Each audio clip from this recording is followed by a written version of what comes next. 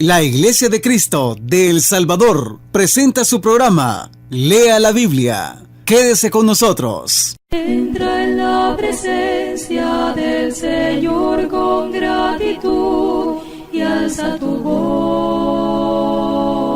con júbilo. Da gloria y honra y alabanza al Señor, oh Cristo. Desde el principio de nuestro estudio del Apocalipsis, le hemos recordado que la única manera de llegar a una interpretación verdadera de los símbolos de este libro es por dejar que la Biblia misma nos dé la interpretación. Ella no se equivoca. Realmente, en todo estudio de cualquier porción de las Escrituras, la Biblia es su mejor intérprete. La Biblia no presenta diferentes opiniones, sino el concepto veraz. Son los hombres los que han propagado ideas extrañas y equivocadas que han dado lugar a la división religiosa que observamos con tristeza y disgusto en nuestro tiempo. La bestia que presenta el capítulo 13 del libro de Apocalipsis ha causado mucha especulación. Ha sido el tema de muchas enseñanzas totalmente falsas. Son falsas porque no tienen ninguna base en la Biblia, aunque supuestamente en ella se basan. Es una cosa, mi amigo, sacar un texto de la Biblia y usarlo para decir lo que uno piensa o quiere decir. Es otra cosa muy diferente dar a conocer lo que la Biblia misma enseña sobre un tema sin añadir ideas humanas. Hemos aprendido en nuestro estudio del Apocalipsis que muchas veces las visiones y los símbolos que presentan este libro tienen su base en algún evento histórico del Antiguo Testamento o en alguna profecía antiguo testamentaria. En el caso de la bestia de Apocalipsis 13, tenemos una semejanza notable con una bestia que se presenta en Daniel capítulo 7. En este estudio, nuestro propósito es hacer la comparación entre estas dos visiones, o sea, la bestia presentada en cada una para ver que se trata de lo mismo. Luego veremos que basado en Daniel capítulo 7, podemos identificar con bastante seguridad la bestia del mar que estamos estudiando en Apocalipsis capítulo 13. Cuando Daniel tuvo su visión, Babilonia era el gran imperio mundial que estaba reinando. Después de Babilonia hubo 3 imperios sucesivos hasta el tiempo de Cristo: los medo-persas, los griegos y los romanos. Cuando Juan tuvo su visión, los romanos estaban reinando, el último de estos 4 imperios de tiempos bíblicos. La visión de Daniel capítulo 7 presenta estos 4 imperios con el simbolismo de 4 bestias. Y en el caso del cuarto, trata de su relación con el reino de Dios. Espero que usted tome el tiempo de leer todo el capítulo 7 de Daniel para ver la certeza de lo que estamos diciendo. Una vez usted lea este capítulo y lee enseguida Apocalipsis 13, versículos 1 al 10, verá inmediatamente la semejanza entre las dos visiones. Así como la bestia de Apocalipsis 13, las bestias de Daniel 7 también salieron del mar. Y 4 bestias diferentes, la una de la otra, subían del mar. Daniel 7, versículo 3. Ambas tenían 10 cuernos. Dice Daniel 7, versículo 7, después de esto miraba yo en las visiones de la noche, y he aquí la cuarta bestia, espantosa y terrible, y en gran manera fuerte, la cual tenía unos dientes grandes de hierro, devoraba y desmenuzaba, y las sobras hollaba con sus pies. Y era muy diferente de todas las bestias que vi antes de ella, y tenía 10 cuernos. En este mismo texto vemos otra semejanza porque era muy diferente. En las palabras de Apocalipsis 13, versículo 4, ¿quién como la bestia? Así como la bestia de Apocalipsis 13, la de Daniel 7 también era blasfema, con boca que hablaba grandes cosas. Daniel 7, versículos 8 y 20. Y hablará palabras contra el Altísimo. Daniel 7, 25. El período simbólico del poder de ambas es el mismo, y se le dio autoridad para actuar 42 meses. Apocalipsis 13, versículo 5. Y en Daniel 7, 25, y serán entregados en su mano hasta tiempo, tiempos y medio tiempo. Los 3 tiempos y medio, o 3 años y medio, son el tiempo simbólico de persecución de la iglesia que ya hemos estudiado ampliamente. Lo importante aquí es que en ambos casos se trata del mismo tiempo breve para perseguir al pueblo de Dios. Y esto mismo es otra semejanza. Ambas bestias eran perseguidoras del pueblo de Dios. En Daniel 7:25 dice, y hablará palabras contra el Altísimo, y a los santos del Altísimo quebrantará. Hasta el mensaje de consuelo para el pueblo de Dios es el mismo en ambos casos. Su perseguidor será juzgado y destruido por el poder y la justicia de Dios. En Daniel 7:26 leemos, pero se sentará el juez y le quitarán su dominio para que sea destruido y arruinado hasta el fin. Así que ambas bestias, la de Apocalipsis 13 y la cuarta bestia de Daniel capítulo 7, son del mar, tienen 10 cuernos, fueron muy diferentes, fueron blasfemas, tenían 3 años y medio simbólicos para ejercer su poder, persiguieron al pueblo de Dios y serían derribados finalmente por el poder divino. Está bastante claro que estas dos bestias tratan de lo mismo. Si podemos identificar a una, habremos identificado a la otra. Ya hemos visto algunas indicaciones en nuestro estudio de Apocalipsis 13, versículos 1 al 10, que esta bestia representa el Imperio Romano como perseguidor de la Iglesia. Más adelante en nuestro estudio de Apocalipsis 17, veremos aún más pruebas de lo mismo. Y la interpretación divina de Daniel capítulo 7 nos revela también que la cuarta bestia representa el Imperio Romano que iba a perseguir al pueblo de Dios. La Biblia dice en Daniel capítulo 7 versículos 15 al 16. Se me turbó el espíritu a mí, Daniel, en medio de mi cuerpo, y las visiones de mi cabeza se asombraron. Me acerqué a uno de los que asistían, y le pregunté la verdad acerca de todo esto, y me habló, fíjese bien, y me hizo conocer la interpretación de las cosas. Fíjese bien, que Daniel estaba preocupado por saber el significado de las visiones que habían sido reveladas a él. Y luego recibió la interpretación, no otro simbolismo, sino la interpretación de la visión. Sigue el texto bíblico en Daniel 7, versículo 17. Estas 4 grandes bestias son 4 reyes que se levantarán en la tierra. Luego el versículo 23 se refiere específicamente a la cuarta bestia. La cuarta bestia será un cuarto reino en la tierra, el cual será diferente de todos los otros reinos, y a toda la tierra devorará, trillará y despedazará.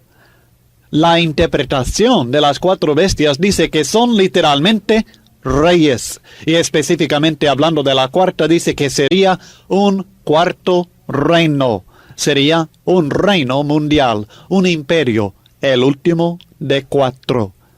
Si empezamos a contar desde el tiempo de Daniel, los imperios o reinos que fueron representados en las 4 bestias tenemos el imperio babilónico, 2, el imperio medo-persa, 3, el imperio macedónico, y 4, el imperio romano. El cuarto reino, representado en la cuarta bestia, fue el imperio romano.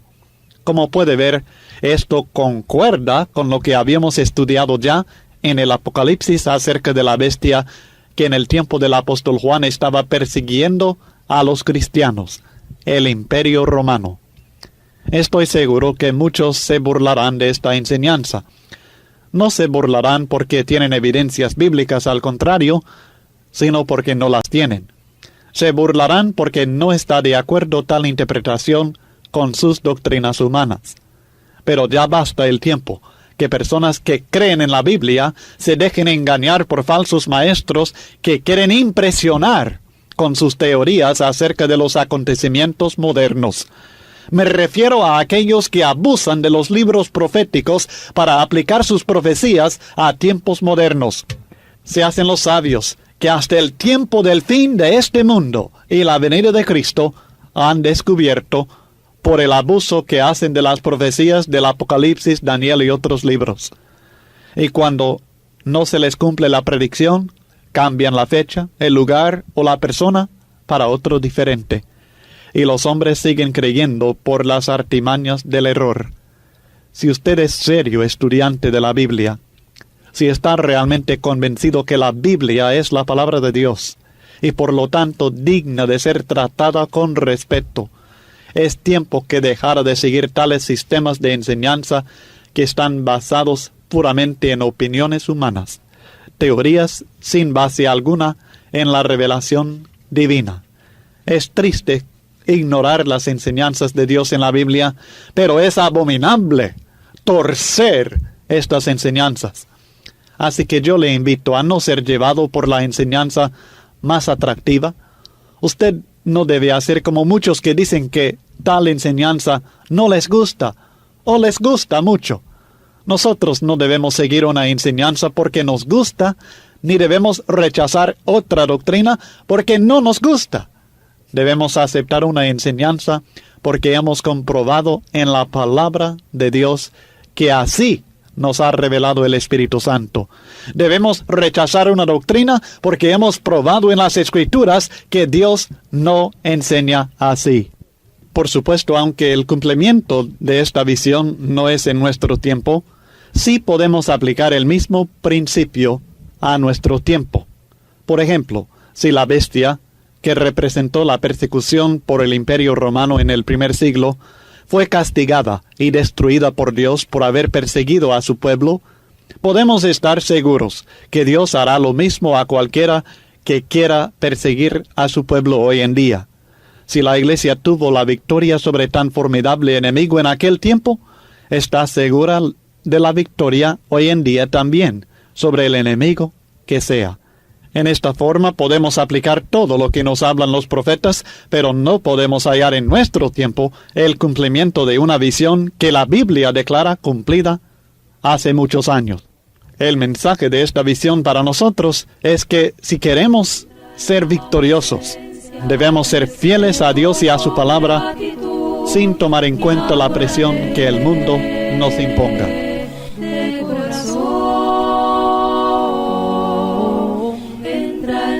Presencia del Señor con gratitud y alza tu voz con jubileo, da gloria y honra y alabanza al Señor, oh Cristo.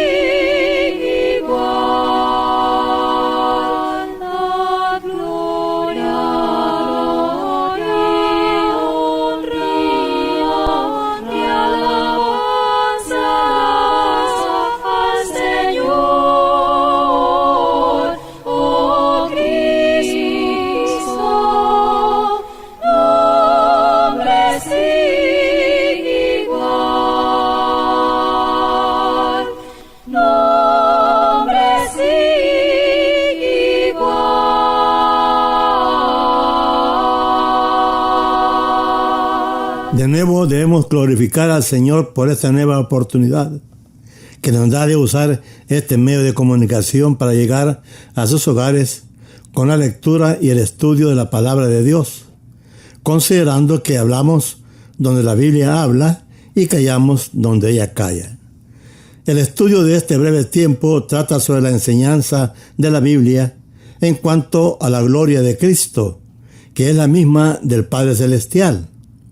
Si el tema de la carta a los Efesios es la gloria gloriosa de la carta de la iglesia, a los Colosenses el tema es la gloria de Cristo, enseñándonos que su iglesia o cada miembro en particular de ella ha gozado y gozamos de esa gloria de Cristo, claramente enseñada y demostrada dentro de la iglesia de acuerdo a su palabra, lo que se puede entender con la lectura y el estudio de ella, considerando este tema, la gloria de Cristo.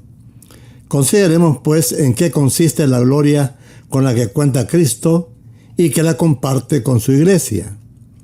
En Colosenses capítulo 1, versículos 15 al 17, entre otras cosas, el apóstol dejó escrito esta hermosa verdad en relación a Cristo, que eres la imagen del Dios invisible. Y añade diciendo, el primogénito de toda creación. Ambas declaraciones están diciendo lo mismo, es decir, que siendo o es la imagen de Dios, Cristo, todas las cosas fueron hechas por Él. Así lo declaró el Señor a los judíos al decirles, antes que Abraham fuese, yo soy. El profeta Miqueas escribió de él diciendo, sus salidas son desde el principio de los días de la eternidad. Miqueas 5, 1 y 2. Y Juan no se equivocó al añadir diciendo, en el principio era el Verbo y el Verbo era Dios. Todas las cosas por él fueron hechas. Juan 1, 1 y 2. Pues por esto mismo el hermano Pablo dijo a los hermanos en Colosas que Cristo es la imagen del Dios invisible, el primogénito de toda creación.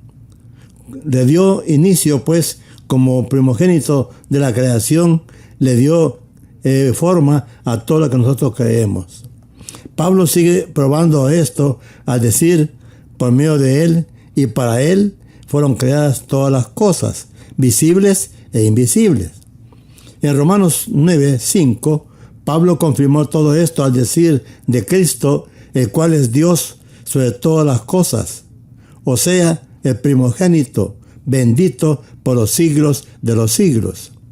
También en Tito capítulo 2, verso 13, el mismo apóstol dijo de Cristo, la manifestación gloriosa de nuestro gran Dios y Salvador Jesucristo. Cristo, pues, en su naturaleza divina, es el primogénito como creador, como sustentador de la creación. Él está sobre todas las cosas creadas por Él. No hay duda que Cristo es Dios. Finalmente, Juan dijo en una de sus cartas con respecto a Cristo, sabemos que el Hijo de Dios ha venido. Este es el verdadero Dios y la vida eterna. 1 Juan capítulo 5, verso 20. En cuanto a la unidad de Cristo como deidad o como Dios, dijo también que esos tres son uno. 1 Juan 5, 7. Entonces, ocupándose en la lectura y en el estudio de la palabra de Dios, somos enseñados que la gloria de Cristo es ser Dios mismo en su naturaleza divina, descansando, morando en el cuerpo de carne del hombre Jesús. Juan dijo al respecto, aquel verbo fue hecho carne y habitó entre nosotros. Juan 1, 14.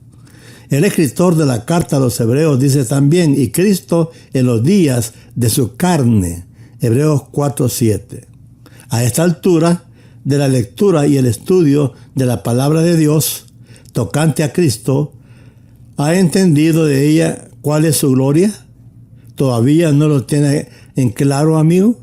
Pues la gloria de Cristo es que Él es Dios. Lo estudiamos en 10 claros pasajes antes estudiados, faltándonos entre ellos Hebreos capítulo 1, versículo 1 al 3 y capítulo 13, verso 8. No cabe duda alguna que los que han creído y creemos que Jesús como Dios es el mismo ayer, hoy y por los siglos. Creemos que Él es Dios. Moriremos en nuestros pecados si no creemos que Él es Dios. Lo dijo claramente. Cristo dijo: de cierto os digo, con seguridad, que si no creéis que yo soy, en vuestros pecados moriréis. Así pues, somos enseñados por Dios que la gloria de Cristo es Dios, revelado en el cuerpo de carne del hombre Jesús. Concluyendo, la naturaleza divina de Jesús es su primogenitura, por haber sido entre nosotros el Emmanuel, Dios con nosotros o entre nosotros. Mateo 1:23. Qué hermosa enseñanza verás la del apóstol Pablo en la carta a los Colosenses, tocante a que la gloria de Cristo es ser Dios, el primogénito creador de todas las cosas, estando enseñoreado sobre ellas. Ocupándonos en la lectura y en el estudio de la Biblia sobre esta lección tocante a la gloria de Cristo, la cual es ser Dios, creador del universo, entre él y la tierra y los hombres en ella, la misma Escritura nos presenta evidencia de ello, que Dios, en los días de su carne, reveló serlo en la persona de Jesús, en las siguientes evidencias de las que todo lector de la Biblia está familiarizado, como son las siguientes: su vida perfecta, 3 veces santo, su sabiduría, su omnisciencia, su autoridad para perdonar pecados, echar fuera demonios, sanar, resucitar muertos, su poder sobre fuertes vientos y tempestades en el mar, caminar sobre el agua, manejando las mismas leyes físicas creadas por él mismo, conocer lo que había en el corazón de los hombres, el Salvador único del hombre, purificándolo de sus pecados. Hebreos capítulo 1, versículo 3. Venciendo al diablo y a la muerte, resucitando y ascendiendo al cielo, entre muchas otras cosas más que al hombre común le es imposible hacer. Todas esas obras sobrenaturales del Señor hacen que la gloria de Cristo sea la gloria de Dios en él. Bien dijo Juan, al dejar escrito: vimos su gloria como del unigénito del Padre, lleno de gracia y de verdad. Capítulo 1, verso 14. Así pues, es fácil comprender que la imagen de Jesús en su cuerpo de carne como el Hijo de Dios es para que comprendamos, aceptando que no ha habido, ni lo hay, ni lo habrá otra persona con naturaleza divina para que se arroje la idea de ser el Salvador del mundo, ni aún no hay mujer tampoco. También para que de una vez por todas aceptemos, creyendo que otro hombre o mujer común o corriente, carente de la naturaleza divina, pueda pretender la idea de que es mediador entre Dios y los hombres. Por esto Dios nos enseña en la Biblia como advertencia, porque hay un solo Dios y un solo mediador entre Dios y los hombres, Jesucristo hombre. Jesús mismo lo dijo de manera diferente. Una de ellas fue: todo lo que pides al Padre en mi nombre. Nadie viene al Padre sino por mí. ¿Por qué solo en el nombre de Cristo? La razón es muy sencilla. Y Jesús la declaró: yo conozco al Padre. Yo estoy en el Padre y el Padre está en mí. Por lo mismo, nadie puede ocupar el lugar de Cristo como mediador, porque ninguno conoce al Padre como Él. Ninguno cuenta con naturaleza divina del Padre como Él. Y ninguno está en el Padre como Él, porque solo es Él que cuenta con la gloria de Dios, siendo Dios en su cuerpo de carne. Partiendo pues de esa gloriosa verdad revelada en la Escritura, siendo entendida por la lectura y el estudio de ella, de la que nos habla de la gloria de Cristo, es ser Dios, como Pablo habla ampliamente de ello en la carta a los Colosenses, Les dice a ellos como a los que a través de la historia han compuesto y hemos sido parte de la iglesia del Señor. Es Cristo en nosotros, dice Pablo, los cristianos, en vosotros la esperanza de gloria. Qué hermosa aplicación y declaración de Pablo, al decirnos, es Cristo en vosotros la esperanza de gloria. Capítulo 1 de Colosenses, versos 24 y 27. Para los antiguos de aquel lado de la cruz, Cristo, para Moisés, fue la simiente de Abraham. Para Samuel, Cristo era el hijo de David. Para Isaías, Cristo era varón de dolores. Para Jeremías, era el legislador. Para Daniel, Cristo era juez y rey, y en un reino inconmovible. Para Ezequiel y Zacarías, Cristo era el pastor. Para Miqueas, Cristo era un bebé naciendo en Belén. Pero para los cristianos santos y fieles de ayer y de hoy de la iglesia que pertenece a Cristo, Él es el Señor. Está diciendo que Él es la gloria de Cristo en nosotros. Pablo cierra este punto en 1 Timoteo capítulo 13, verso 16, que al decir que Jesucristo es indiscutible, en Él grande el misterio de la piedad. Y lo declara así: Dios fue manifestado en carne, justificado en el Espíritu, visto por los ángeles, predicado a los gentiles, creído en el mundo, recibido arriba en gloria. ¿Quién? Dios, o sea, Cristo. Por esto es que la Biblia, siendo Dios veraz y todo hombre mentiroso, describe con esas 6 cualidades que la gloria de Cristo es ser Dios, aún estando en carne, humanado en Jesús, como se ha considerado más de lo suficiente. No hay duda ninguna que para los que formamos la casa de Dios, es decir, la iglesia del Señor, la cual somos nosotros, Hebreos capítulo 3, verso 6, como su iglesia gloriosa, para nosotros pues Jesús, por ser Dios, Él es nuestra esperanza de gloria.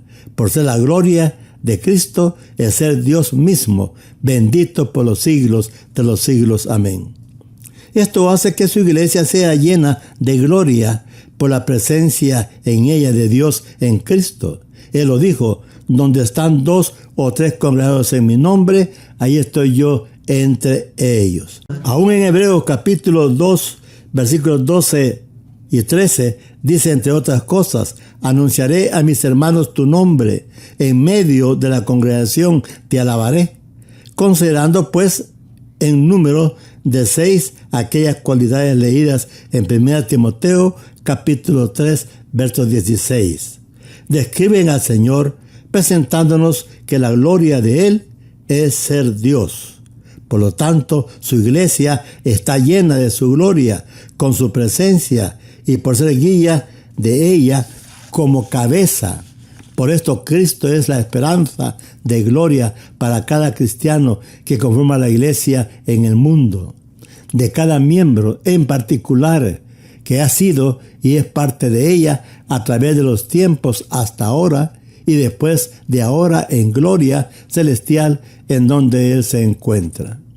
Por esto, como dije en la introducción, si Colosenses trata de la gloria de Cristo como Dios, la carta a los Efesios trata de la gloria de la iglesia o la iglesia gloriosa, teniendo a Cristo como único guía espiritual divino o siendo Dios mismo. Veamos de esta carta a los Efesios algunas cosas que la hacen gloriosa, contando con la gloria de Cristo por ser Dios, creador de ellos y de la tierra y del resto del mundo. Pues en la carta somos enseñados que Cristo es en nosotros la esperanza de gloria por las siguientes razones. 1. Siendo parte de ella, somos bendecidos en los lugares celestiales como es la iglesia. Efesios 1, versículo 3. 2. Siendo parte de ella, somos hijos adoptados por el Señor. Efesios 1:4, sellados con el Espíritu Santo de la promesa. 3. Siendo hijos de Él, estando en la iglesia, nos declara ser herederos y coherederos de la vida eterna juntamente con Él en gloria celestial. Efesios 1:11, Juan 14, 1 al 3. Siendo coherederos con Cristo de esa herencia, se le garantiza a los santos de aquel tiempo y de ahora con el Espíritu Santo que mora en nosotros como una garantía de ser partícipe de esa salvación como también de su gloria. Efesios 1, 13 y 14. Siendo la iglesia gloriosa en la gloria de Cristo, como es ser Dios, a ella se le ha dado a conocer el Evangelio para que lo predique con autoridad a las personas que están fuera de ella. Efesios 3:10, 1 Pedro 2, 5, 9 y 10. Aparte de estas 5 razones contundentes, hay más de ellas en la carta y en el resto de la Biblia y de los Efesios que nos enseñan claramente que es Cristo en nosotros la esperanza de gloria, porque la gloria de Cristo es ser la naturaleza divina del Padre. Amigo, le invitamos a que obedezca a Cristo para que usted sea también investido de esta gloria de Él, una vez sellado con el Espíritu Santo, obedeciendo el Evangelio correctamente. Dios les bendiga. La Iglesia de Cristo en El Salvador presentó su programa Lea la Biblia. Sintonícenos todos los domingos a las 7 de la mañana en Radio Progreso. Llámenos o escríbanos al WhatsApp para cualquier consulta o sugerencia al 7335-3888. 7335-3888. Consulte nuestro sitio web www.iglesiadecristo.org.sb o www.cultivandoelalma.com. Si usted viaja al área de Los Ángeles, California, visite la Iglesia de Cristo en Van Nuys. Estamos en el 14655 del Sherman Way Boulevard. Llámenos al 818-9354-638 para brindarle más orientación.